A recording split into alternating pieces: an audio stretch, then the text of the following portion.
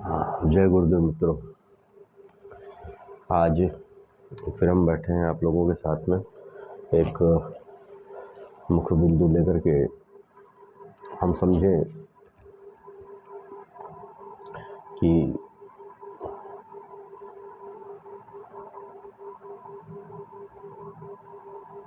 कल जो हमने जिस पर बात की थी चेतना पर, तो उस चेतना में मैं चाहता हूँ कि इस चेतना को और अच्छी तरीके से हम समझ लें, ताकि ये हमारे लिए परेशानी का विषय ना बने। ये वास्तव में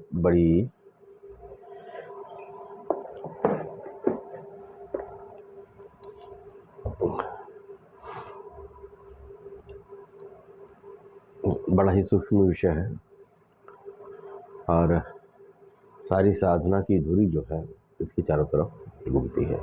क्योंकि जब हम चेतना की बात कर रहे हैं तो हमने याद करिए कि पहले लेक्चर में पहली बार जब हम बैठे थे तो हमने इस पर बात की थी और हमने जान लिया था कि ये चेतना उस परम एक चेतना है, ईश्वरीय चेतना, और उससे एक द्वितीय चेतना का निर्माण होता है और उसी चेतना के प्लेटफॉर्म पर ये सारा ब्रह्मांड रचा गया।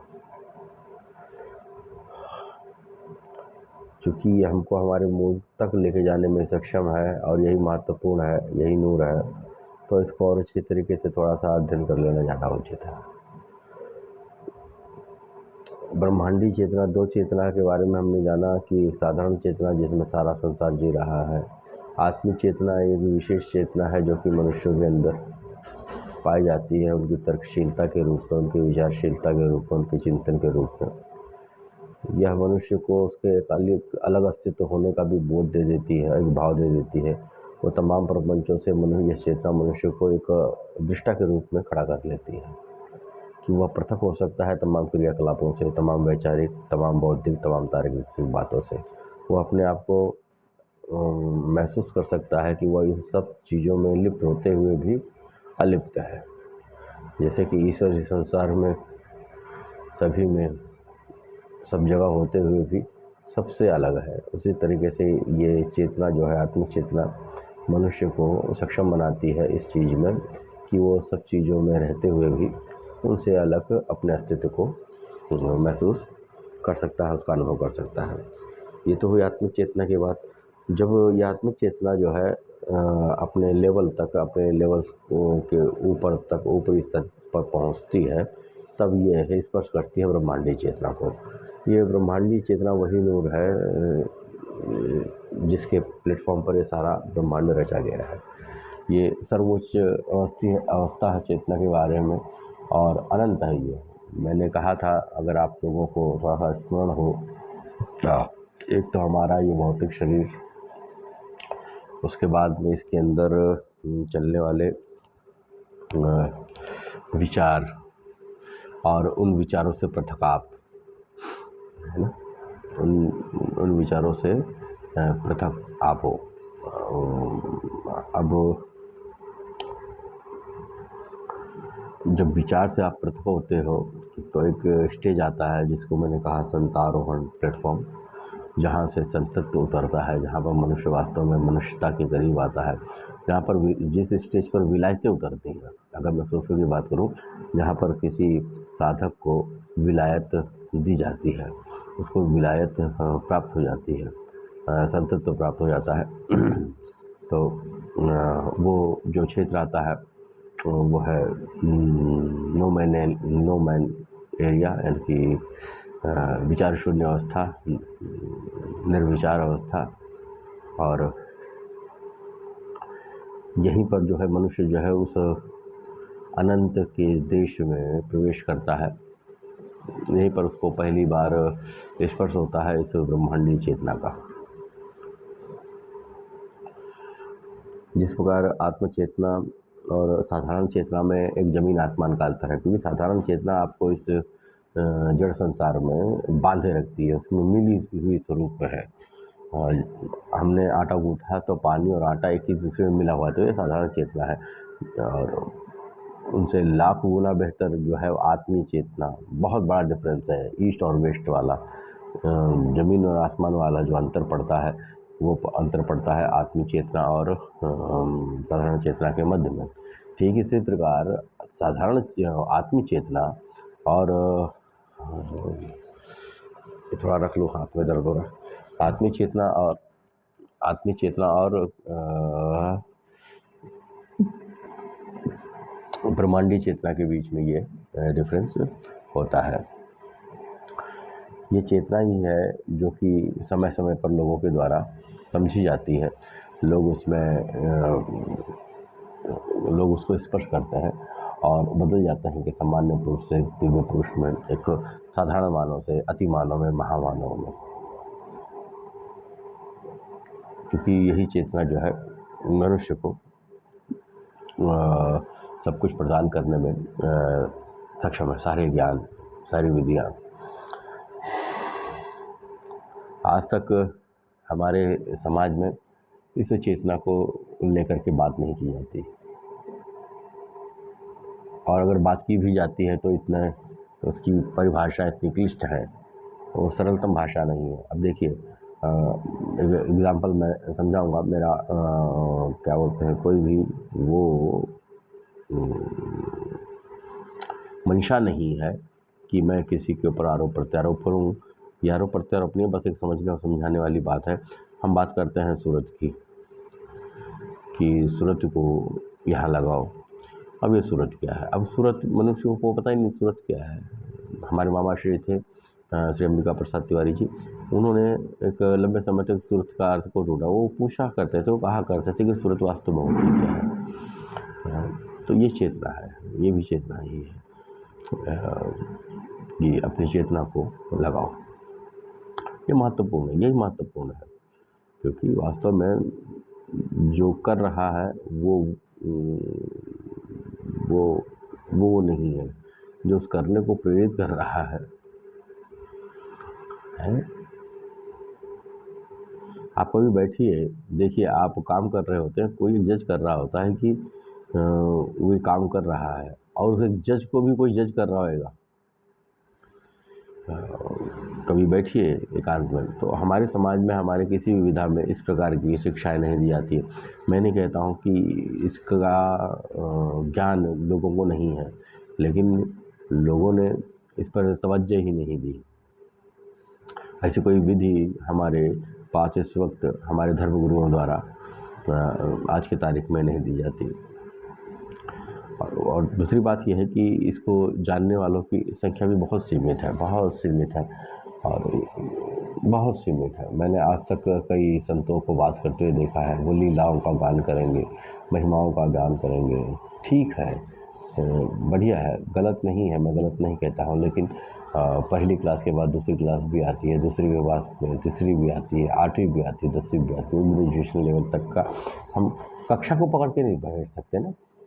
हम किसी एक क्लास के प्रति कि नहीं, ये क्लास ही बहुत महत्वपूर्ण है, ये क्लास में हम नहीं बैठ सकते, हमको छोड़ना पड़ेगा, उस क्लास को छोड़ना पड़ेगा। अब बात आती है फिर से पुनः इस ब्रह्मांडीय चेतना को लेकर के। ब्रह्मांडीय चेतना का गुण है कि ये किसी प्रकार के सिद्धांतों पे नहीं चलती, ये तर्क वितर्क पे नहीं चलती, ये बुद्धि पे नहीं चलती, किसी प्रकार की क्रिया के ऊपर ये बेस्ड नहीं है। लेकिन जैसे ही आप संपर्क करते हो, जैसे ही आपका संपर्क होता है ब्रह्मांडीय चेतना में, ये आपके अंदर ज्ञान को उतार देती है। आपको उस ज्ञान की प्राप्ति के लिए कोई एक्शन रिएक्शन प्लस माइनस नहीं करना होता। ये सक्षम है ऑलरेडी। आज तक का जितना ज्ञान है, जितनी भी विद्याएं हैं, जितना भी अनुभव है, सब इसके अंदर निहित है। क्योंकि मैंने एक चीज़ वापस से बताई थी, एक प्राथमिक चेतना, एक द्वितीय चेतना के प्लेटफॉर्म पे सारा संसार बना है। ये द्वितीय चेतना ही इस ब्रह्मांडीय चेतना के संपर्क में है, ये वही है। तो जैसे ही आप इस ब्रह्मांडीय चेतना को, या मैं कहूँ कि द्वितीय चेतना को स्पर्श करते हो, आप अनंत के क्षेत्र में प्रवेश कर जाते हो, और आज तक का भी जितना ज्ञान है वो उतर जाता है आपके हृदय में, स्वतः ही उतर जाता है, बगैर किसी प्रयास के ही उतर जाता है। यही वो स्थान है जहाँ पर वेद उतरते हैं। वेद को प्राप्त नहीं किया जाता, वेदों के श्लोकों को प्राप्त नहीं किया गया, उसके लिए श्रम नहीं है, वो उतरे हैं। जैसे ही हमारे ऋषि मुनियों ने इस ब्रह्मांडीय चेतना में अपने आप को पाया और वहाँ पर वो स्थिर रहे, तो ये ज्ञान जो है उनके हृदय में उतरा। अगर हज़रत मोहम्मद सल्लल्लाहु ताला अलैहि वसल्लम आपको वह मिली तो वह हासिल हुई तो वो भी इसी माध्यम से है। और बहुत ज़्यादा संतों के अंदर के भी हृदय पे ज्ञान उतरता है। तो वो भी उसका भी आधार, जिसको इल्म लदुनी कहते हैं या कश्फ कह लेते हैं, तो वो भी इसी तरीके का ही प्रोसेस है। वो भी इसी ब्रह्मांडी चेतना के ही प्रतिफल को ही स्पर्श करने का ये प्रतिफल है। ये चेतना मनुष्य को आम मनुष्य की अपेक्षा दिव्य बना देती है। उसको एक दिव्यता ला देगी और यहाँ से ही मनुष्य की श्रेणियाँ बदल जाएंगी और वो हो जाएगा दिव्य श्रेणी का मनुष्य। ये जो चेतना है, हम इस पर गौर करें। अगर मनुष्य ब्रह्मांडी चेतना का अभ्यास करता है, उसे परिष्कृत करता है, तो उसे किसी भी विषय के लिए तर्क वितर्क को समझने की आवश्यकता नहीं होगी, उसके तथ्यों पे उसको ध्यान देने की आवश्यकता नहीं होगी। डायरेक्ट ज्ञान जो है, जो प्राप्तव्य है, जो बोध है, वो अनुभूति के द्वारा उसके हृदय में उतरता रहेगा। और फिर आत्मा, मन, आत्मज्ञान जैसे अंधकार में शब्दों का उसके जीवन में कोई स्थान नहीं रह जाएगा। आज देखिए, हम बात करें किसी से पूछिए, हर चीज़ की, हर एक व्यक्ति की अपनी परिभाषा है। साक्षात्कार के विषय में, आत्मदर्शन के विषय में, आत्मज्ञान के विषय में, ज्ञान के विषय में, विद्या के विषय में, अविद्या के विषय में, तमाम सारी चीज़ों की अपनी अपनी अलग अलग परिभाषाएं हैं। तो मनुष्य इसे छूट जाएगा और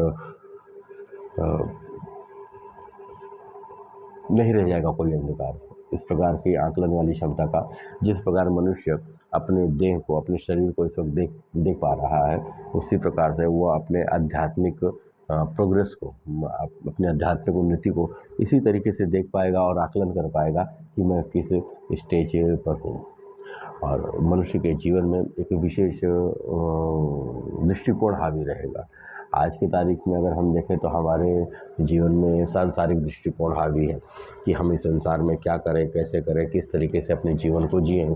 लेकिन वो स्टेज एक ऐसी रहेगी कि मनुष्य के जीवन में एक आध्यात्मिक दृष्टिकोण हावी रहेगा। वो आज की तारीख में हो ये रहा है कि मनुष्य का पूरा जीवन जो है, सांसारिकता एक तो है ही है कि इवनली वो धार्मिक दृष्टिकोण है। देखिए, ऐसा है कि भारत एक पुण्य भूमि है। भारत एक पुण्य भूमि है। संसार के सभी भूमियों को, जो उनका जन्म स्थान है, वो पितृसत्तात्मक है। लेकिन भारत एक पूरे विश्व में ऐसी भूमि है जिसको हम मातृभूमि कहते हैं, बाकी सब पितृभूमि कहते हैं। यूरोप में इसको क्या कहते हैं, पितृ कहा जाता है कि हमारे पिताजी हैं, या आई थिंक कि पिताजी शब्द गलत है, लेकिन उसको ला पैट्रिक, एक शब्द मैंने बच्चों को पढ़ा रहा था ना 10th के, तो उसमें एक शब्द आया था, यूरोप के क्रांति के समय की बात है। तो उसमें कहा गया ला पैट्रिक मतलब कि हम सभी एक ही पिता की ये धरती है, ये पिता तुल्य है और हम सब इसके संतान हैं। तो इस तरीके से हम एक दूसरे के साथ में जुड़े हुए हैं ताकि एकता की भावना, राष्ट्रत्व की भावना उनके अंदर पैदा हो सके। तो इस संसार में जितनी भी भूमियाँ हैं वो पितृ सत्तात्मक है। वो पितृ को पुल्लिंग को दिखाती हैं, दर्शाती हैं, इस भाव को प्रकट करती हैं। परंतु भारत एक ऐसा देश है कि ये मातृत्व भाव को प्रकट करता है, ये मातृभूमि है। तो ये जो दृष्टिकोण है हमारे पास, एक धार्मिक दृष्टिकोण है, ये दृष्टिकोण जो है वास्तव में बड़ा ही उलझावात्मक है, बड़ा ही वास्ट है, क्योंकि सब कुछ तो धर्म हो गया, अब क्या करोगे है? तो ये चीज़ जो है वो टूट जाएगी। एक नया विषय, एक नया दृष्टिकोण मनुष्य को इस स्टेज पे हासिल होता है, तो वो होता है आध्यात्मिक दृष्टिकोण। और मनुष्यों के लिए उस वक्त सारी परिभाषाएं बदल जाएंगी। देवता के विषय में, ईश्वर के विषय में, मोक्ष के विषय में, संसार के विषय में सारी परिभाषाएं बदल जाएंगी। सब के पास प्रकाश होगा और उस प्रकाश में लोग जो है अपने जीवन को और सुरुचिपूर्ण और सुखपूर्वक और प्रेम पूर्वक व्यतीत करने के लिए सक्षम हो जाएंगे। उसमें उनको और सबसे महत्वपूर्ण बात यह है कि उसमें उनको किसी प्रकार का प्रयास नहीं करना पड़ेगा कि उनको प्रयास करना पड़ रहा है किसी चीज़ का। ये स्वतः होने वाली चीज़ है, ये होगी, ये स्वतः हो जाएगी। उसमें कोई विशेष प्रयास कर हमारा प्रयास केवल इतना है कि हम साधारण चेतना से ऊपर उठें और अपने जो आत्मिक चेतना है उसके अंदर रह करके इसको पोषित करें, इसको परिष्कृत करें। और एक समय ऐसा आएगा ईश्वर की कृपा से, गुरु जी की कृपा से, कि हम स्वतः ही अपने आप को पाएंगे कि हम अनंत के क्षेत्र में प्रवेश कर गए हैं। ये ज़बरदस्ती का विश्वास जो हमें करना पड़ता है, ज़बरदस्ती का विश्वास नहीं, ये है। ये देखिए, बचपन से ही माता पिता और समाज हमें सिखाता है कि ये है, इसे मानो, ये ज़रूरी है मानना। और उसके ठीक विपरीत अवस्था में एक भय का कार्य हो जाता है कि नहीं, अगर नहीं मानेंगे, अगर नहीं करेंगे तो ये नुकसान हो जाएगा। तो हम भयपूर्ण जीवन जी रहे हैं। एक भय से भरा हुआ जीवन किस प्रकार से स्वतंत्र हो सकता है? भय से भरा हुआ जीवन कभी स्वतंत्र हुआ है? नहीं। उसके जब भय है तो परतंत्र ही लिखा हुआ है, उसको स्वतंत्र नहीं, वो स्वतंत्र हो ही नहीं सकता। तो सबसे पहली बात तो हमें इस भय से ऊपर की तरफ निकलना पड़ेगा, है ना। इस भय के नीचे नहीं। एक माता अपने पुत्र को प्रेम करती है तो भय से नहीं करती, वो प्रेम होता है इसलिए प्रेम करती है। तो वो स्थिति ऐसी आएगी कि किसी भी व्यक्ति को आध्यात्मिक पक्ष को लेकर के या धार्मिक पक्ष को लेकर के अंधविश्वास का या ज़बरदस्ती वाले विश्वास का सहारा नहीं लेना पड़ेगा, क्योंकि क्योंकि उस वक्त जो है आध्यात्मिकता जो है उसका सार मनुष्य के हृदय में स्वतः ही उतार दिया जाएगा और वह इस आध्यात्मिकता को बेहतर तरीके से समझने और सुनने में सक्षम होगा। मनुष्य के द्वारा सब कुछ देखा, समझा और अनुभव किया जा सकता है। और क्या ये पॉसिबल है, क्योंकि हमारे जितने भी देव श्रेणी के पुरुष महापुरुष इस संसार में जन्मे हैं, देवत्व की श्रेणी के जो भी पुरुष हमारे इस जीवन में हुए हैं, इस संसार में हुए हैं, सभी ने इस ब्रह्मांडी चेतना का अनुभव किया है। एक मनुष्य का दूसरे मनुष्य से नियंत्रण हट जाएगा। आज समाज में दो श्रेणियां हैं मनुष्य की। एक जो है गुरुपद है, गुरुपद तो ईश्वर क्षमा करें, ये शब्दों का प्रयोग वास्तव में मुझे कभी कभी प्रताड़ित कर देता है। एक तो गुरुडम है, एक ऐसा व्यक्ति है, जैसे एक ऐसा व्यक्ति है जो लोगों को सिखाता है। ज्ञान कुछ चंद लोगों की हाथों की चीज़ रह गई है, धर्म कुछ चंद लोगों के हाथों की चीज़ रह गई है। तो ये एकाधिकार है, ये समाप्त हो जाएगा एकाधिकार। हर एक मनुष्य के पास अपनी एक रोशनी होगी, उस रोशनी के साथ वो तमाम सारी चीज़ों को देखने में, सुनने में, समझने में सक्षम होगा और मनुष्य जीवन जिएगा दिव्य स्तर का।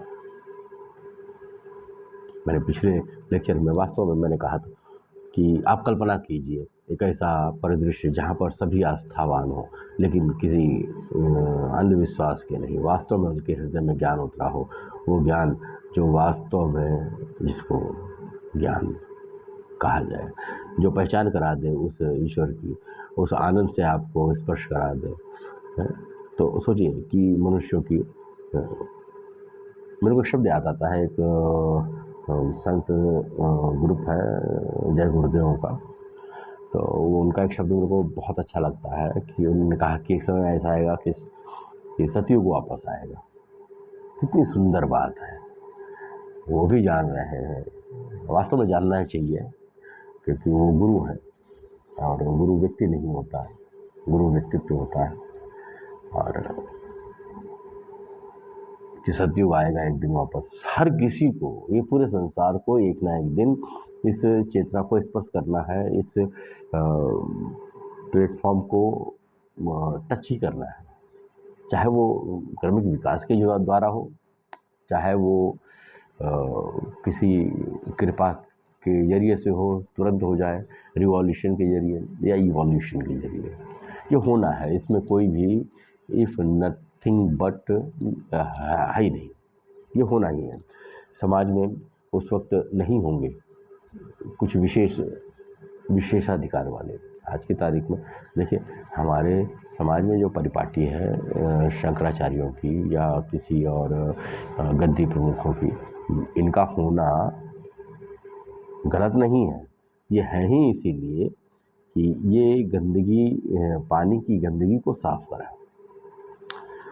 लेकिन अगर इनके होने से भी गंदगी फैलने लगे तो कितनी बड़ी विषमता है ये, कितनी बड़ी। और पब्लिक तो बड़ी ही अजीब है, समाज तो बड़ा ही अजीब है कि उसे समझ में नहीं आता कि एक्चुअली उसको करना क्या है। वो फंसा पड़ा है अपने रोजी रोटी के चक्कर में, वो फंसा पड़ा है।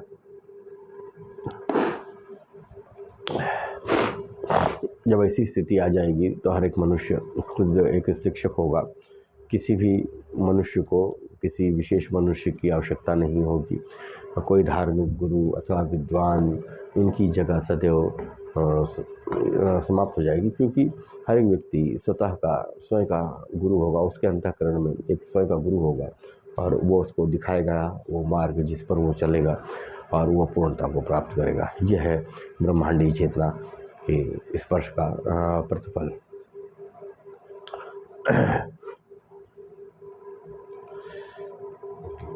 एक समय ऐसा आ जाएगा कि हर एक मनुष्य का जो चेतना स्तर है, जो आज जो साधारण चेतना है, वो ऊपर हो करके आत्म चेतना में रूपांतरित होगी और ऐसा ही करके वो ब्रह्मांडी चेतना को भी स्पर्श करेगा। तो हर एक लेवल पे, हर एक स्थिति परिस्थिति में उस ज्ञान को समझने वाले, ज्ञान को अनुभव करने वाले, उस बोध को अनुभव करने वाले पुरुष होंगे। और ऐसी स्थिति में ये जो धार्मिक वर्गीकरण है समाज में, ये समाप्त हो जाएगा। मिट जाएगा ये भेदभाव, ऊंच नीच की, जाति पाति का, सब कुछ एक खुली किताब की तरह होगा। सब कुछ एक खुली किताब की तरह होएगा। और उस वक्त जो है पाप और पुण्य की परिभाषाएं बदल जाएंगी। पाप गायब ही हो जाएगा, पाप गायब हो जाएगा, क्योंकि ब्रह्मांडी चेतना स्वतः एक छन्नी है कि देखिए, इसको थोड़ा सा समझिएगा। वो खुद एक एंटीबॉडी है ब्रह्मांडी चेतना। जैसे वो आपके जीवन में उतरेगी, आपके पापों का नाश कर देगी। जब एक होता है ज्ञान का प्राप्त होना, एक होता है ज्ञान का उतर जाना। एग्जाम्पल तो समझिए, अगर प्रेम आपके हृदय में उतर गया तो आप किसी से नफरत नहीं करोगे। जब आपका हृदय पूर्णतः प्रेम में हो गया, प्रेम है, आप उसमें कुछ बचा ही नहीं है, तो नफरत करने का सवाल ही कहाँ उठता है। तो ब्रह्मांडी चेतना स्वयं में इतनी सक्षम है कि वो आपको टोटली सद्मार्ग पे चला देगी। वो स्वतः इतनी सक्षम है, आपको चलने की आवश्यकता नहीं है। वो स्वतः ही इतनी सक्षम है कि वो आपको सद्मार्ग पर चला देगी। हमारे सरकार द्वारा सल्लल्लाहु अलैहि वसल्लम के बारे में कथन है कि आपका नफ्स जो है वो पहले से ही पाप है। मैंने बताया था, पहले से ही पाप है, पवित्र है। तो वहाँ पर किसी प्रकार के शुद्धिकरण की आवश्यकता ही नहीं है। तो एक ऐसा सिचुएशन आएगा, जो व्यक्ति उस द्वितीय चेतना को शांतातीत पद को स्पर्श कर लेगा, इस ब्रह्मांडी चेतना को स्पर्श कर लेगा, तो वो अपने आप में सक्षम है कि वो तमाम पापों से आपको मुक्त कर देगा। पाप इस संसार में रह ही नहीं जाएगा, तो नहीं आवश्यकता होगी किसी समाज सुधारक की। जब सुधारने के लिए कुछ बचेगा नहीं, हर एक व्यक्ति अपने आप को, अपनी गलतियों को या रेक्टिफिकेशन करने में सक्षम होगा, उसको रेक्टिफाई कर सकेगा, उसको सही तरीके से कर सकेगा, तो किसी समाज सुधार की जरूरत क्यों रहेगी। तो सुधराया हुआ समाज रहेगा। स्वर्ग और ईश्वर की परिभाषाएं भिन्न हो जाएंगी, नरक की परिभाषा भिन्न हो जाएगी। आज हम सब लोग, देखिए, मैं ये नहीं कहता कि ये कल्पना है, लेकिन बात यह है कि स्वर्ग नरक इससे फर्क नहीं पड़ता, इससे बिल्कुल फर्क नहीं पड़ता। ये मैं अपने अनुभव की बात कर रहा हूँ, है वो ठीक है, लेकिन इससे फ़र्क नहीं पड़ता। बात को समझिए, मैंने इस बोध में आकर के जब मैंने इस आनंद को स्पर्श किया, तो इसका एक प्रतिफल है कि संसार में होने वाले उतार-चढ़ाव का आप पे फ़र्क नहीं पड़ता। आप अपने में मस्त हो। अगर आपने उसको स्पर्श किया हुआ है, तो आपके अंदर वो क्षमता उत्पन्न हो जाती है कि ये जो अगर आपने उसको, उस आनंद को महसूस कर लिया, उसका एहसास कर लिया, तो ये जो गुणा-गणित संसार में भावों को लेकर के, पाप-पुण्य को लेकर के और सुख-दुःख को लेकर के होते हैं, आप इससे जो है आएँगे तो जीवन में, लेकिन इससे आपको प्रभाव-वभाव पड़ता नहीं है, क्योंकि आपको मालूम है हाँ भाई ठीक है, इनका भी होना ठीक है, ये चलने दो। तो आप उनको स्वीकार कर लेते हो, उसका फ़र्क नहीं पड़ता। तो इसी तरीके से उसका कोई फ़र्क ही नहीं है। उल्टा आप जो है एक स्वर्ग बना सकते हो, इसी धरातल पे एक स्वर्ग बना लिया। उस नरक तो रहेगा ही नहीं, रह ही नहीं सकता। जब सभी लोग आत्मबोध में रहेंगे तो नरक कहाँ से रह जाएगा भाई? जब अमृत है तो मृत्यु कहाँ रह जाएगी? वो तो ऑटोमेटिकली गायब हो जाएगी, है ना? सारी शंकाएँ जो भी आज की तारीख में मनुष्य कहता है, अब ऐसा है कि देखिए, मुझे पता है कि मेरे घर में तिजोरी कहाँ रखी हुई है,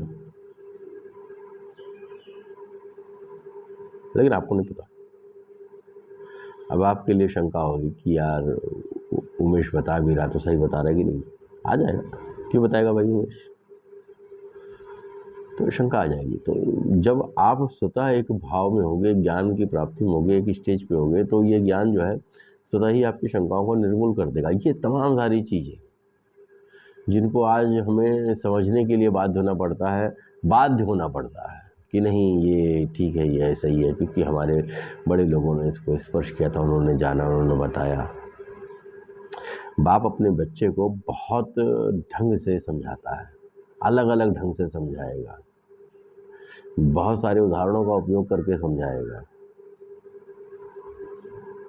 एग्ज़ाम्पल्स देगा जो आपकी समझ में आ सके। ये सारी मारामारी इसी एग्ज़ाम्पल में हो गई। इसलिए मैं पहले कह दिया कि मेरे शब्दों के में बाल की खाल नहीं निकालना। बड़ी सरलता और सहजता से मैं बता रहा हूँ। बड़ी सरलता, और इसमें कोई भेद नहीं रखने की कोशिश कर रहा हूँ, उनको कोई मैं भेद रख दूँ। लेकिन एग्ज़ाम्पल को एग्ज़ाम्पल समझना, वो केवल इसलिए है कि आप उस भाव को स्पर्श कर पाओ। चाहे वो शास्त्र हों, चाहे वो वेद हों, ये प्रतीकात्मक हैं, और इन्होंने प्रतीकों के ज़रिए से लोगों को वहाँ के मनुष्यों की, जैसे बाइबल की शब्दावली ले लो, एक एग्ज़ाम्पल है बाइबल में। मैं एग्ज़ाम्पल देता हूँ, बाइबल का देता हूँ। टाइम कितना हो गया भाई? 27 मिनट। एक एग्ज़ाम्पल दे देता हूँ मैं बाइबल का। मैं पढ़ रहा था उस दिन, तो एक लाइन मेरे पास आया, क्या जिनके पास है उनको और दिया जाएगा, और जिनके पास नहीं उनसे छीन लिया जाएगा। आप सोचिए कितना अमानवीय लगता है ये। जिनके पास है उनको और दिया जाएगा, और जिनके पास नहीं है उनसे छीन लिया जाएगा। अमानवीय लगता है या नहीं लगता है? परंतु ये अमानवीय नहीं है, ये तो सत्य है। जिनके पास है, तो इसको रहमान साहब ने कहा, रहीमन वे नर मर चुके जिन घर मांगन जाए, उनसे पहले वो मोए जिन मुख निकसत न आए।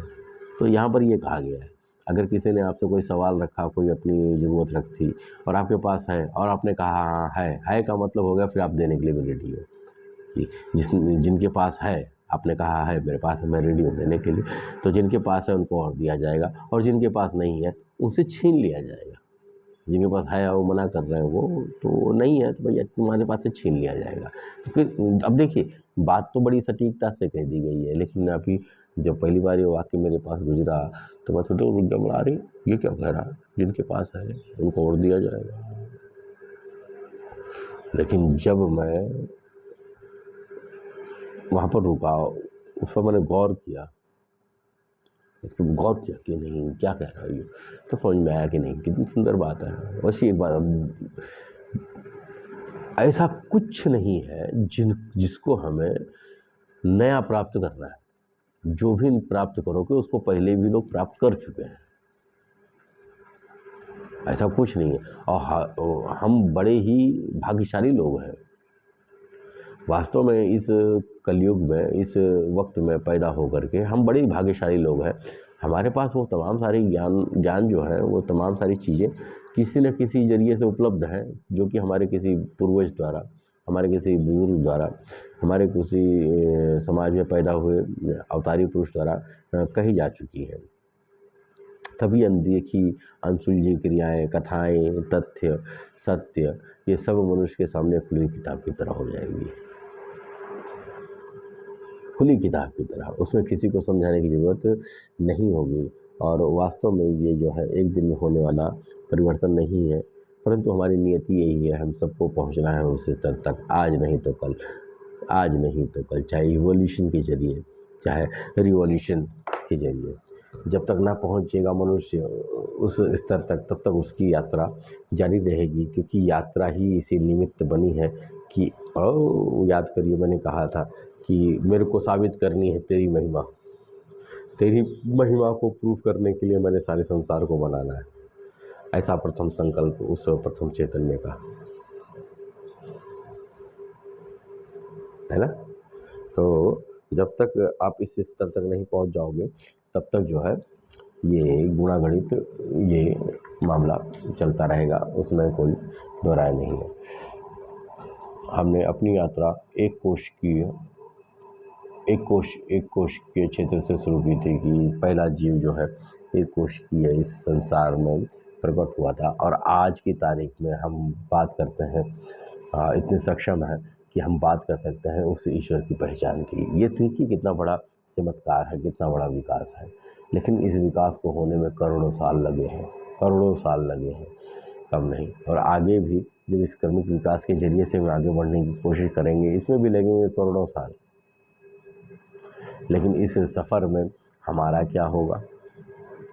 तो यदि आप अपने प्यास को इंस्टेंटली, तुरंत ही तृप्त करना चाहते हो और समझना चाहते हो, तो आपको करना पड़ेगा कुछ विशेष कार्य और विशेष तरीके से, ताकि आप कर पाओ उन चीज़ों को जिन चीज़ों के लिए वास्तव में आप इस धरातल पर आए हो।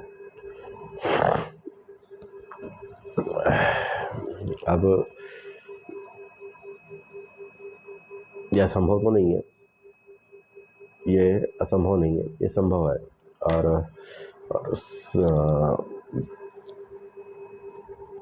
मैंने होता हुआ देखा है, इसको घटित होता हुआ देखा।